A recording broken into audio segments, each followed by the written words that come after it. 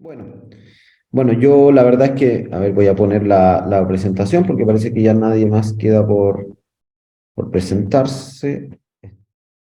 Voy a estar con Matías Vergara, él va a participar también en Bariloche, me va a acompañar.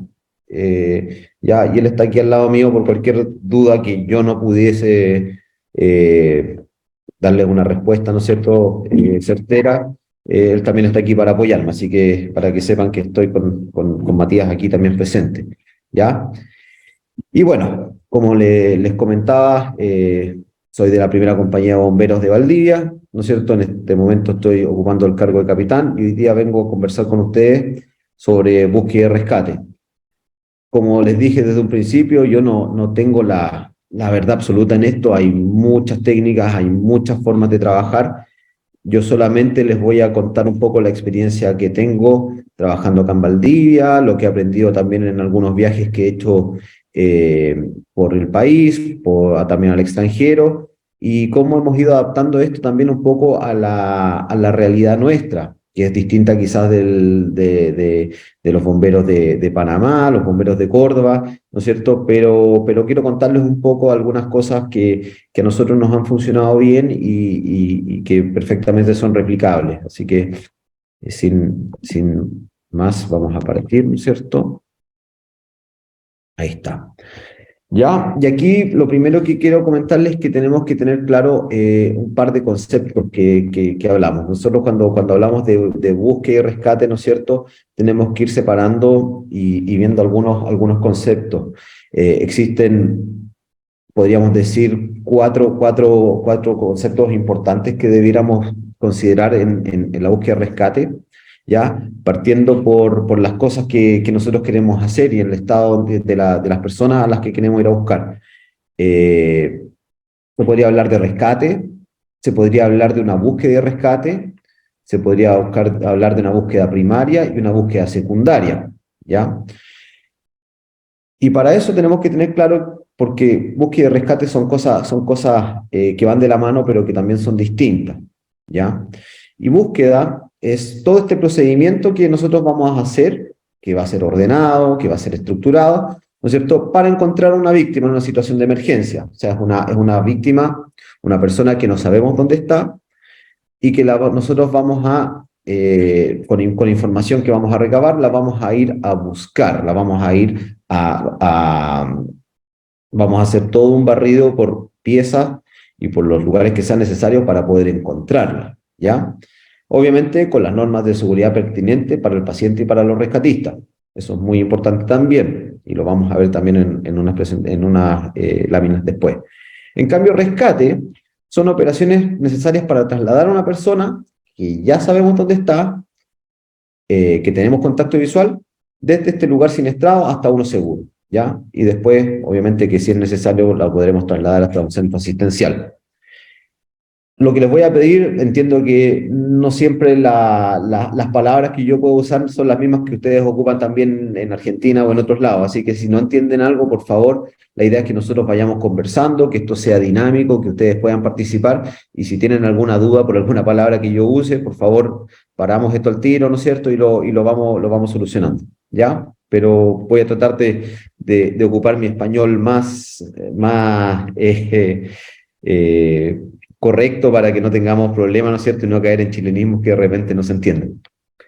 ¿Ya? Entonces, estos dos conceptos son importantes de tenerlos. En la búsqueda, por un lado, que es llegar a esta víctima, ¿no es cierto?, que no sabemos dónde está, y el rescate, que es generar, ¿no es cierto?, las operaciones necesarias para trasladar a este bombero que ya lo tenemos, ¿no es cierto?, como en nuestras manos. ¿Qué cosas es importante que tenemos que preguntarnos cuando nosotros llegamos a un incendio o cuando vamos camino a un incendio y que son importantes para la toma de decisiones, que nos van a hacer preocuparnos, ¿no es cierto?, darle prioridad a esta búsqueda de rescate, o quizás no le vamos a dar tanta prioridad a la búsqueda de rescate y nos vamos a centrar en labores de extinción, ¿no es cierto?, nos vamos a centrar en otras labores que puedan ser más importantes, o que también nos van a hacer definir si es que vamos a tomar esa decisión de hacer una búsqueda y rescate o no, ¿ya? Las cosas que son importantes y que yo he enumerado aquí, la primera es la hora del día, ¿ya? Y aquí hay tres fotos que yo puse que son distintas, ¿no es cierto? La de más arriba es un edificio que está aquí en el mismo sector donde nosotros tenemos nuestro cuartel. En realidad las tres están en el mismo sector, en una isla. Nosotros estamos en una isla que se llama Isla Teja, ¿ya? Que queda aquí al lado de la ciudad, pero estamos en una pequeña isla. La primera es un edificio de departamento, ¿ya? Otra, la que está un poquito más abajo, es la entrada de un hotel. Y por último, abajo es el colegio que tenemos acá en la isla, que es el colegio alemán. Entonces, ¿por qué es importante cuestionarse la hora del día? Porque va a ser distinto, por ejemplo, que vayamos a un departamento a las 4 de la mañana a que vayamos a un colegio a las 4 de la mañana. ¿Ya? Son momentos distintos, ¿no es cierto? Donde la cantidad de personas que podríamos encontrar es completamente distinta y eso nos va a hacer tomar decisiones.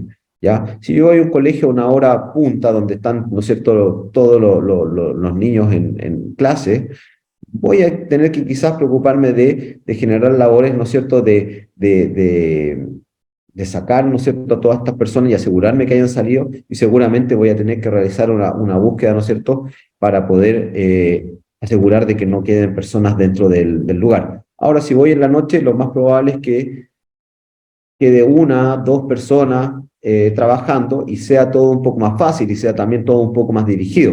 Si bien pueden ser lugares bastante amplios, la verdad es que las búsquedas son bastante más dirigidas, ¿ya?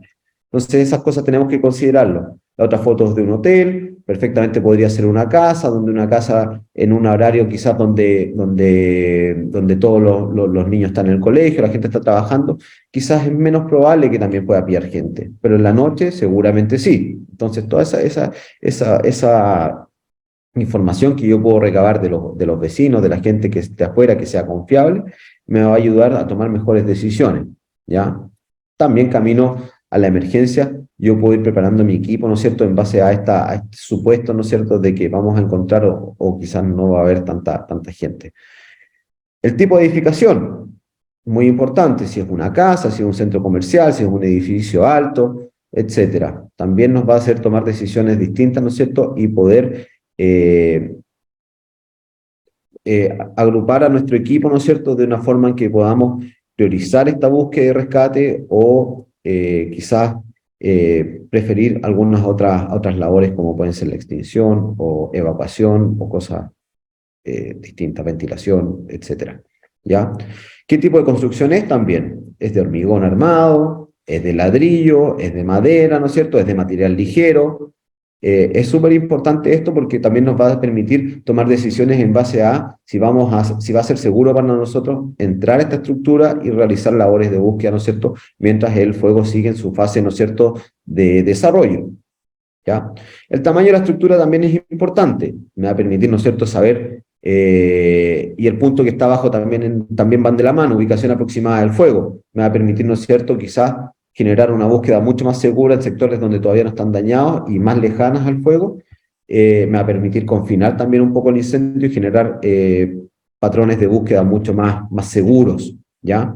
Ahora, este tamaño de la estructura también me va a hacer pensar o tomar decisiones en base a la cantidad de personas que yo tengo que enviar a generar todo este sistema de búsqueda. Quizás con una pareja no me va a alcanzar. Voy a tener que reforzarla, quizás voy a tener que enviar dos, tres parejas, ¿no es cierto?, por distintos lados. Y ahí la coordinación va a tener que ser fundamental para que podamos trabajar de buena forma. ¿Ya? Los puntos de ingreso y puntos de egreso del grupo de búsqueda y rescate, eso también es fundamental y siempre tiene que estar bien determinado para que no generemos tampoco errores y tampoco que nuestros equipos se vayan perdiendo adentro.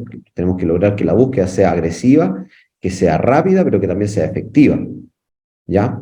Y el último punto que lo puse ahí, bueno, hay hartas cosas que nosotros vamos sacando de los gringos, entonces aquí está el dos adentro, dos afuera, two in, two out, que es lo básico. O sea, la premisa es que si yo voy a meter a bomberos a lugares que se van a exponer a riesgo, lo ideal es que al menos tenga dos bomberos afuera entrenados, ¿no es cierto?, en caso de que haya alguna emergencia, ¿ya? De preferencia, un equipo de RIT bien entrenado, ¿ya?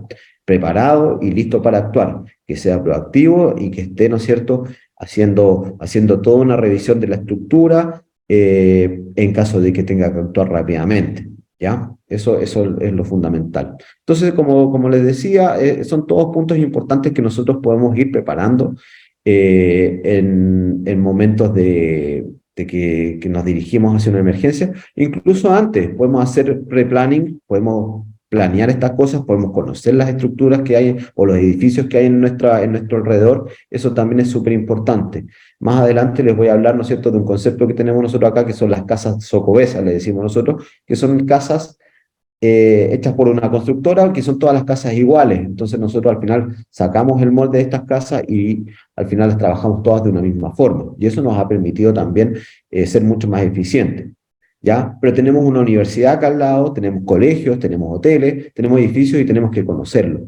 Eso es súper importante a la hora de hacer un pre-planning y que nos va a permitir a la hora de que tengamos que trabajar y que tengamos que actuar y que tengamos que activar un equipo de búsqueda y rescate, trabajar más tranquilo, trabajar con mayor conocimiento, trabajar con mayor seguridad. Todos estos miedos que de repente empiezan a aparecer se van atenuando porque son cosas que yo he entrenado, que las conozco, ¿no es cierto? Y eso obviamente que va ayudando a que todo avance de mejor forma, ¿ya?